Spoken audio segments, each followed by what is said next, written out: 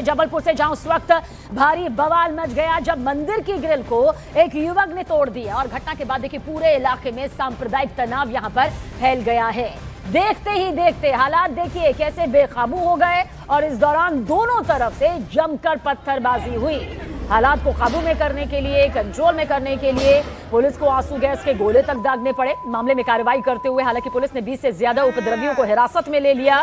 तो वहीं इलाके में भारी पुलिस फोर्स की तैनाती कर दी गई है ताकि दोबारा से हालात बिगड़ने ना पाए। मौके की तस्वीर भी इस वक्त आपके सामने मौजूद है।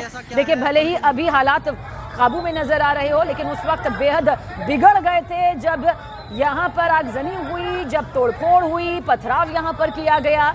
इतना ही नहीं, हालात इस कदर बिगड़े कि पुलिस को आंसू गैस के गोले तक दागने पड़े।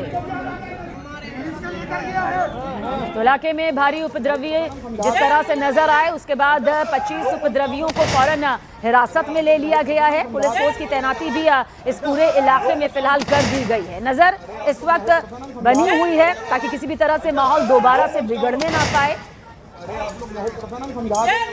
ये मध्य प्रदेश का जबलपुर है और जबलपुर में उस वक्त भारी बवाल मच गया जब मंदिर की ग्रिल को एक युवक ने तोड़ दिया। और इस घटना के बाद ये जो पूरा इलाका इस वक्त आप देख रहे हैं, यहाँ पर सांप्रदायिक तनाव फैल गया, वो सौहार्द बिगड़ गया जो काफी वक्त से कायम था। और हालात इस कदर बेकाबू हो गए कि न सिर्फ पुलिस फोर्स यहाँ पर पहुंचती है बल्कि आंसू गैस के गोले तक दागने यहाँ पर पड़े। दोनों तरफ से देखिए पत्थरबाजी तक यहाँ पर की गई और पुलिस फोर्स की बड़ी तैनाती इस वक्त भी इलाके में मौजूद है। दो पक्षों के बीच में कुछ विवाद लिखी और थोड़ा सा जो है झड़प हुई और उसके बाद थोड़ी सी ये समस्या उत्पन्न हुई थी। अभी पूर्णतया नियंत्रण में। नीचे गिरा तो मुझे कम से कम 15-20 लोगों ने मुझे मारा, मेरी स्वेटर फाड़ दी। उसके बाद जैसे तैसे माहौल थोड़ा शांत हुआ, फिर वहाँ से और भीड़ आ गई। भीड़ आने के बाद वहाँ से पथराव चालू हो गया।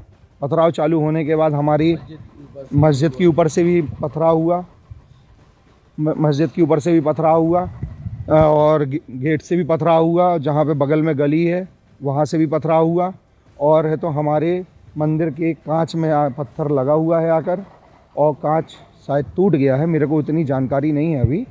और उसके बाद इन्होंने रेगुलर कम से कम 20 से 25 मिनट तक पत्थर चलाए। आज़ाद चौक क्षेत्र थाना सिहोरा कस्बे में एक विवाद हुआ था जिस पर से पत्थरबाजी हुई है। पत्थरबाजी में कोई ऐसा गंभीर हताहत व्यक्ति सामने नहीं आया है, नहीं कोई ऐसे स्थल वगैरह को विशेष चोट आई है। यहाँ पर्याप्त फोर्स और अधिकारी मौके पे पहुँचे हैं और आसपास की गलियों में फ्लैग मार्च किया गया है। महत्वपूर्ण स्थानों पर भी फोर्स का डिप्लॉयमेंट किया गया है। ओवरऑल शांति है। इसमें प्रकरण दर्ज करके आगे की जांच पड़ताल कार्रवाई की जा रही है। क्या विवाद का मुद्दा था, एग्जैक्ट क्या घटनाक्रम रहा है जिससे चीज़ें शुरू हुई हैं, वो सब जांच का विषय है, जांच में आएगा।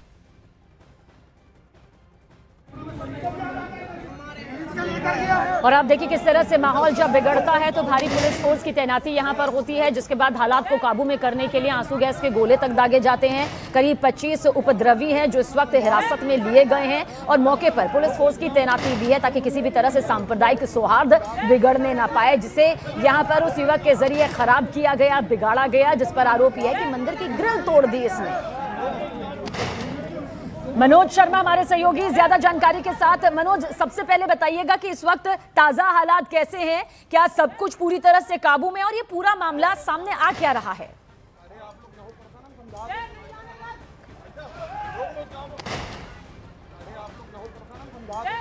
मनोज, आपकी आवाज हम तक नहीं पहुंच पा रही, हालांकि आप हमें कुछ जरूरी जानकारी जरूर दे रहे हैं और एक बार हम चाहेंगे कि अनम्यूट आपकी तरफ से हो जाए, शायद म्यूट हो गया जिसकी वजह से पहुंच नहीं पा रही आपकी आवाज। तो दोबारा से संपर्क यहां पर हमारे सहयोगी मनोज शर्मा से करेंगे। जानकारी हालांकि वो दे रहे थे और ये जानकारी भी उन्हीं के जरिए यहां पर सामने आई है कि किस तरह से इस पूरे झड़प में कई लोग जख्मी भी हुए हैं। हालांकि 25 उपद्रवियों को गिरफ्त में भी लिया गया है। मनोज, एक बार फिर से आपकी तरफ रुख करेंगे, क्या कुछ पूरी अपडेट आपके पास? अभी जो हमारे पास जानकारी आई है उसके मुताबिक हमने पुलिस के प्रशासन के जो वरिष्ठ अधिकारी कह रहे हैं कि अब हालात पूरी तरह से सामान्य है। 25 से 30 लोग सीसीटीवी फुटेज इस इलाके में जो भी आसपास जितनी भी सीसीटीवी फुटेज मौजूद है, क्योंकि पहले एक धार्मिक स्थल पे तोड़फोड़ की घटना हुई, उसके बाद दूसरी तरफ से घटना हुई, पत्थरबाजी हुई, पत्थरबाजी के बाद आंसू गैस के गोले छोड़े पड़े और हालात को काबू में पाने के लिए जो लॉ एंड ऑर्डर की सिचुएशन बनी और पुलिस को खासी मशक्कत करनी पड़ी। आंसू गैस के गोले छोड़ने के बाद किसी तरह हालात को काबू पाया गया। तो अब पुलिस उस सीसीटीवी फुटेज को खंगाल रही है सारे इलाके की कि आखिर वो कौन से उपद्रवी तत्व थे जिनकी वजह से ये इस तरह का तनाव बना। तो फिलहाल 25 से 30 लोग जो हैं वो हिरासत में लिए गए हैं, उनको इंटेरोगेट किया जा रहा है, उनसे पूछताछ कर रही है पुलिस। इसके अलावा सीसीटीवी फुटेज में दूसरे लोग जो भी दिख रहे थे उनसे भी पुलिस पूछताछ करेगी और उसके बाद ही जाकर केस दर्ज किया जाएगा, चाहे वो इस पक्ष के लोग हों या उस पक्ष के लोग हों। पुलिस का कहना है कि इस पूरे हालात में जो शुरुआत की ये घटना के बाद कुछ उपद्रवी तत्व भी हो सकते हैं जिन्होंने इस तरह की घटना को अंजाम दिया। मनोज, क्योंकि आपने बताया कि 25 से 30 उपद्रवी जो हैं वो इस वक्त हिरासत में है, पूछताछ यहाँ पर की जा रही है, लेकिन क्या ये वाकई ऐसा हुआ, किसी युवक ने मंदिर की ग्रिल तोड़ दी या फिर एक ऐसी अफवाह फैली जिसके बाद इस तरह का माहौल बिगड़ा? कोई बड़ी साजिश नजर आ रही है?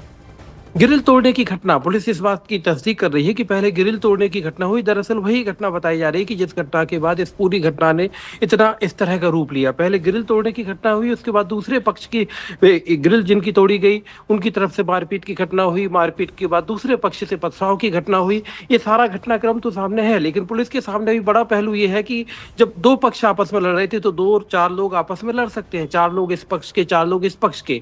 कैसे ये एक समूह में बदल गया और कैसे इस घटना में सीसीटीवी फुटेज में ये पता चलेगा कि कैसे ये घटना इस रूप में पहुंच गई कि पुलिस को आंसू गैस के गोले छोड़ने की नौबत आई। तो इन सब बातों की पुलिस अभी तस्दीक कर रही है। इन सब बातों की 25 से 30 लोग हिरासत में लिए गए हैं, उनसे पूछताछ की जा रही है। उस पूछताछ के बाद ही पुलिस साफ कर पाएगी कि आखिर सही उपद्रवी कौन थे, कौन है वो गुनहगार जो इस तरह के तनाव को पैदा कर रहे थे।